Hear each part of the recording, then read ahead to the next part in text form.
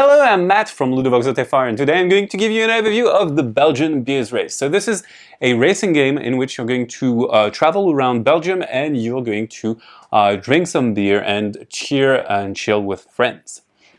So this is a game for 2 to 4 players, ages 18 and up, of course, in moderation, and it is a game for games of about an hour to 150 minutes. You can change the game length because there are 2 modes. You have a long mode, which is the normal mode with 3 days, and another one with 2 days.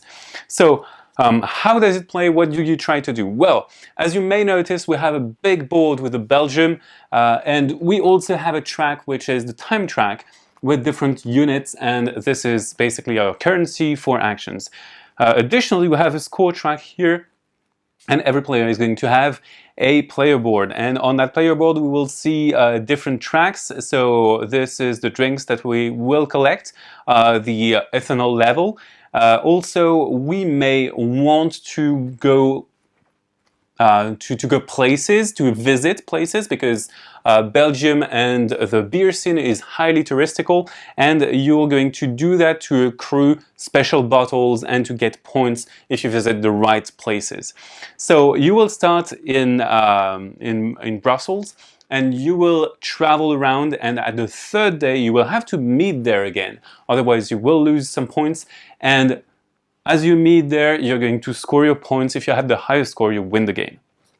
So what do you do in the game and how do you act? Well, to know who's the active player, you're going to look at the time track, and the pawn, the disc, which is the furthest from the end of the day, is going to be the active player. If multiple players are tied, the player that is on top is going to start. So for example, in this example, pink player is going to start, and you may perform a variety of moves, and in this case, pink wants to go there. So to move, you have 3 solutions. The first one is biking. You can bike, and it costs a number of time units, which is printed onto the circuit. Beware that if you have too much ethanol in your blood, you can't bike anymore because it's not safe. So usually it is a safer option to bike. However, sometimes it costs more time. So in this case, it costs 2. That player is going to move around, and that's it. Now that's the green player's turn, because green is the last. So green may want to take this route and go there. And green may do that by taking, well, basic common transportation. And in this case, it's going to cost 2 time units, and that's done. In this case, green is going to take another turn, and they may want to hitchhike. To do so, they will have to roll a die. So for example, green wants to go there, and they will roll die. If they have an odd number, that works, they are picked up, and they are going to move and pay the time. If they roll an even number, well, too bad, nobody picked them up, and they lose 2 time units, and they can roll again until they get an odd number. So that's how it goes, basically. So now, what do you do when you are in a location? Well, when you are in a location, it depends on the symbols that are printed on the location. You have many different symbols that are printed. You can buy some beers, you can buy some cheese. Basically, when you buy, you spend time to get some beer and cheese. You will increase your cheese meter, or you will take some cubes which corresponds to the color of the brewery.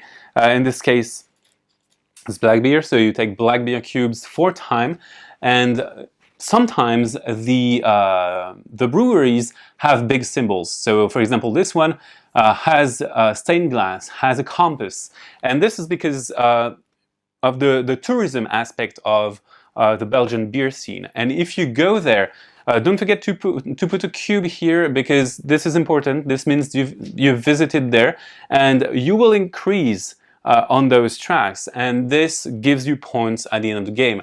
So if you visit a lot of abbeys, a lot of touristic venues, you will get some more points. So, however, you can drink the beer that you accrued. If you drink some beer, you're going to spend some cubes and gain some cheers as well, and this will increase your happiness level.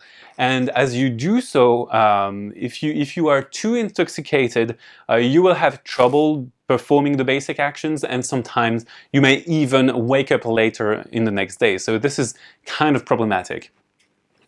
You can consume cheese to reduce the ethanol level by one space of cheese, you just regress one on the ethanol track.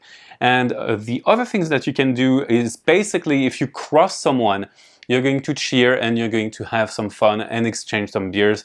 So you will all benefit from that. Additionally, you have some objectives which are going to change from round 1, 2, or 3.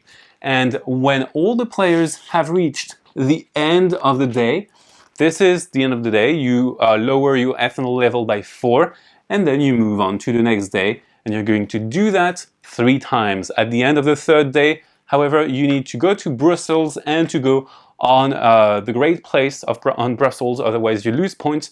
You tally your scores, and the highest score is the winner. So that's basically it for the base game. So you have some expansions with some characters, with some events that might add up some diversity to gameplay. But this is a game basically about managing the fun that you're going to have visiting Belgium. And you have to do that in limited time, so sometimes you have to think about what is most profitable for you. Do you want to visit abbeys or collect some vintage beers? And you will have to do that to accrue the most points possible. That's it for the Belgian Beers Race. Bye bye, see you on ludo.fr.